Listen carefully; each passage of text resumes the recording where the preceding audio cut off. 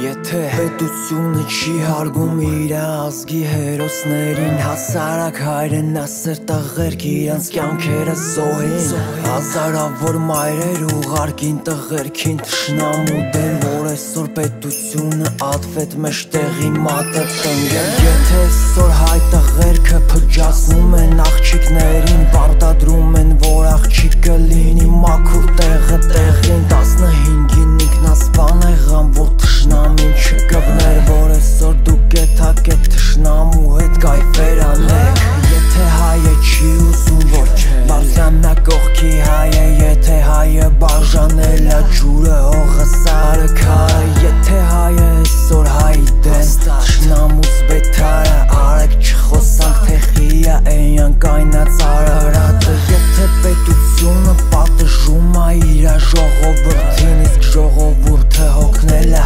ուզում արդարապի, հարկերը երկու անգամ շատ են սեփական, եկամուտից օրերից մի օր այդ երկիրը կվերածվի քաոսի։ Եթե փոքր սերունդը չի հարգում այսօր մեծերին, էդիներ անիցավ, որ մեծերը միտեղ մեծ սխալ թողին։ Եթե այսօր սերունդը ուզում է ապրի առանց կոմպլեքսերը, մարելույա նրան փոխարինելույա սեքսը։ Եթե երեխեն խաղալիքի տեղն ունի փողի կարիք, եթե փողը դարձել է օդ, փչում են փողով շարիկ, են վախվանը չեն մարդիկ քչերն են նայում վերև, են ես տպավորությունա, որ մարդիկ ձգտում են ներքեր։